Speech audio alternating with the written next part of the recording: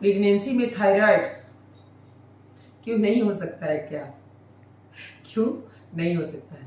Thyroid ज़्यादा भी हो सकता है, कम भी हो सकता है। आज के वीडियो में हम लोग यही डिस्कस करने वाले हैं। पर उससे पहले मैं अपनी पहचान बता दूं कि मैं डॉक्टर संगीता चौधरी, आदर्श मल्टी स्पेशलिटी सेंटर की डायरेक्टर, स्त्री प्रसूति एवं बांझपन रोग विशेषज्ञ हूँ। और मैं आज बात करने जा रही हूँ थायराइड के बारे में। वैसे तो थायराइड एक ग्रंथि है, ग्लैंड है, जो हमारे गले में यहाँ पे बटरफ्लाई शेप का, मतलब कि तितली के आकार का होता है। और जिसको भी थायराइड का प्रॉब्लम होता है, उनको पहले के ज़माने में जो लोग आयोडीन वाला नमक नहीं खाते थे या आयोडीन की कमी होती थी उनके खाने में अगर, तो उनका क्या होता था कि एक ग्रंथि फूल जाती थी। या अगर थायराइड ज़्यादा काम कर रहा है या कम काम कर रहा है, ज़्यादा काम कर रहा है तो हाइपरथायराइडिज्म की बीमारी होती है, कम काम कर रहा है तो हाइपोथायराइडिज्म। फिजियोलॉजी हम लोग समझते हैं कि थायराइड है क्या। ये थायराइड जो ग्रंथि है वो एक हार्मोन निकालती है, T3 और T4 दो तरह। तो T4 जो है उसी को थायरॉक्सिन बोलते हैं, जो थायराइड हार्मोन है, और T3 उसका एक्टिव फॉर्म है। तो जब भी आपके ब्लड में थायराइड जो हार्मोन है वो ब्रेन के कंट्रोल में है, ब्रेन का पिट्यूटरी, उसका भी अगला हिस्सा से थायराइड स्टिमुलेटिंग हार्मोन निकलता है, जो इस ग्रंथि पे काम करता है, जिससे T3 T4 जो थायराइड हार्मोन है वो बाहर निकलते हैं। और आपके शरीर के लिए बहुत ज़रूरी है। आपका नब्ज, आपका पल्स, आपकी एक्टिविटी, आपका चुस्ती, तंदुरुस्ती, सब इस पे डिपेंडेंट है। तो कितना इम्पोर्टेंट है ये हार्मोन, क्या आप इसको नज़रअंदाज कर सकते हैं? बिल्कुल नहीं। और प्रेगनेंसी में तो बिल्कुल नहीं। अगर आपको बांझपन की शिकायत है तो हो सकता है कि ये भी रिस्पॉन्सिबल हो। अगर आपको बार बार एबॉर्शन हो रहा है तो क्या आपने थायराइड चेक कराया? ये भी जरूरी हो सकता है। ये भी एक कारण हो सकता है, बहुत सारे कारणों में से एक कारण ये हो सकता है कि आपको पता ही नहीं कि आप थायराइड की बीमारी से सफ़र कर रहे हैं, ग्रस्त हैं, और आपका बार बार बच्चा खराब हो जा रहा है, एबॉर्शन हो जा रहा है। तो आज ही अपने गायनेकोलॉजिस्ट से मिले और थायराइड की चेक करवाएं। अब हम इससे आगे बढ़ते हैं कि थायराइड हार्मोन जो है अगर कम होता है, जैसे कि ज़्यादातर अमूमन क्या होता है कि पेशेंट को हाइपोथायराइडिज्म की बीमारी होती है, मतलब कि थायराइड का लेवल कम होता है। तो आपको क्या लगेगा कि आपको सुस्ती लग रही है, थकान लग रहा है, रजाई से बाहर निकलने का मन नहीं कर रहा है, काम करने का मन नहीं कर रहा है, आपको ठंड बहुत ज़्यादा लगती है, आप 2-4 स्वेटर डाले रहते हो, आपका मोटापा दिन पर दिन बढ़ता चला जा रहा है, आपके बाल बहुत झड़ रहे हैं, आपकी स्किन बहुत ड्राई हो गई है। बहुत ड्राई हमारी भी स्किन हो गई है, पर ये बार बार हैंड वॉश पेशेंट को छूकर हैंड वॉश करने से हुई है। तो ये भी देखना है कि आपका प्रोफेशन क्या है। तो स्किन ड्राई के साथ आप बहुत सारे अगर ये लक्षण आते हैं आपको, तो आप चाहे मर्द हैं या औरत हैं, बच्चा है या बूढ़ा है, आपको अपना थायराइड जरूर चेक कराना चाहिए। और थायराइड कैसे चेक कराना है?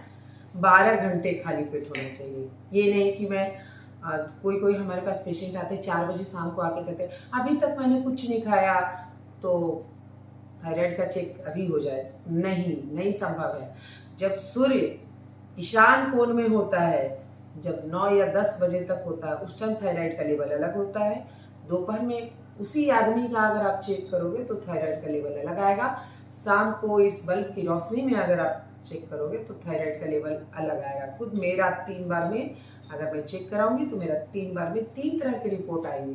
तो इसलिए मानक यही है कि आप मॉर्निंग का सैंपल दें और बिना खाए दें। अच्छा तो ये होता है कि आप चाय भी ना पिए, पर अगर चाय पी लेते तो कोई बात नहीं। जिस तरह से आप फास्टिंग शुगर देते हो मॉर्निंग में बिना चाय पिए बिना कुछ खाए, उसी तरह से फास्टिंग शुगर की तरह आपको थायराइड का भी सैंपल देना होता है। बहुत सस्ता जांच है, बहुत ही सस्ता जांच है, इसके लिए बहुत इतना चिंता करने की बात नहीं है। अगर T3 T4 जो है आपका कम होता है तो ये ब्रेन को सिग्नल जाता है कि आपके बॉडी में हार्मोन कम है। तो ब्रेन क्या चाहेगा कि किसी तरह से इस शरीर को जिंदा रखूं, अच्छा रखूं, चुस्त दुरुस्त रखूं। तो वो क्या करेगा, वो थायराइड स्टिमुलेटिंग हार्मोन जो पिट्यूटरी से निकलता है उसको क्या करेगा, ज़्यादा मात्रा में निकालेगा। अब वो TSH जो है वो हमारे थायराइड ग्रंथि पे काम करेगा और थायराइड का प्रोडक्शन बढ़ा देगा। फैक्ट्री में प्रोडक्शन खूब ज़्यादा हो रहा है ताकि किसी तरह से कंपनसेट हो जाए, क्योंकि हमारा जो पल्स, ये जो हमारा पल्स चल रहा है, ये जो हमारा BP है, ये हमारा मोटापा है और ये हमारी चुस्त दुरुस्त फिटनेस जो है, ये हेयर बालों का टेक्सचर जो है, ये स्किन ड्राइनेस जो है, ये सारा चीज़ डिपेंडेंट है ना आपका उस पर। तो आपको वो कंपनसेट करने की कोशिश करेगा। तो अगर आपकी बॉडी में थायराइड को क्या चाहिए, आयोडीन की मात्रा चाहिए और आपको कुछ वैसे नेचुरल सोर्सेज या ये ओमेगा 3 फैटी एसिड, कुछ एंटीऑक्सीडेंट्स चाहिए होते हैं थायराइड हार्मोन बनाने के लिए, पर असली चीज़ है कि आपको उसको आयोडीन चाहिए। तो आपका TSH जो ब्रेन निकाल रहा है ज़्यादा मात्रा में, ग्रंथि काम कर रही है T3 T4 के लिए, रात दिन मेहनत कर रही है कि ज़्यादा से ज़्यादा मात्रा में निकालो, पर वो निकाल कैसे पाएगी अगर आपके पास बॉडी में आयोडीन नहीं है, वो बनाएगी कैसे? क्योंकि अगर आपके पास चावल नहीं है तो आप भात कैसे बनाओगे, आपको रॉ मटेरियल आपका होना चाहिए। तो इसीलिए आप आयोडीन युक्त नमक खाएं। आजकल तो बहुत सारी दवाइयाँ आ गई हैं, फोलिक एसिड भी आ गया है जिसमें आयोडीन होता है, और बहुत सारे विटामिन्स आए हैं जिसमें विटामिन के साथ भी थोड़े बहुत मात्रा में आयोडीन होते हैं।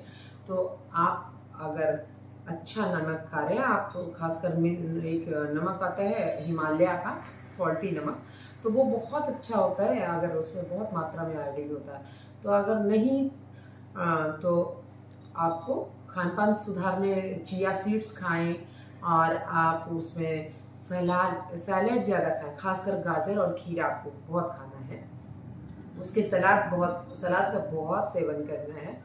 और आपको 2 अंडे खाने हैं पर डे, तो अच्छा रहता है। और पूरा चावल पूरा गेहूँ खाएं, ये नहीं कि हाँ जैसे आजकल गेहूँ बहुत ही बिना चोकर वाला आ रहा है, तो अगर आप पिसवाते हो गेहूँ तो बहुत अच्छा होता है कि आप उसको पिसवाओ और पूरा मोटा जो उसका ऊपर का छिलका है वो चोकर को चालो मत, क्योंकि उसमें विटामिन B1 भी होता है और आपको थायराइड के लिए, आपको थायराइड हार्मोन के लिए, थायराइड की बीमारी में ये होल ग्रेन जो है वो बहुत अच्छा काम करता है।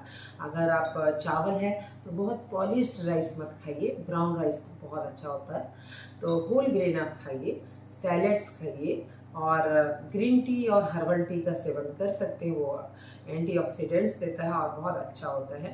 और आप अगर दवाइयों के बारे में कहें तो हम लोग आपको प्रिमरोज ऑयल देते हैं, जो बहुत सारी महिलाएं जिनको ब्रेस्ट में दर्द होता है उनको देना ही पड़ता है, और प्री मेंस्ट्रुअल टेंशन के टाइम में भी उनको ये बीमारी, मासिक के जस्ट पहले जो बीमारी होती है उस टाइम जो वो प्रिमरोज ऑयल देते हैं, वही प्रिमरोज ऑयल, यस आप सही समझ रहे हैं, वही प्रिमरोज ऑयल आपको यहाँ भी काम आता है और आपको ये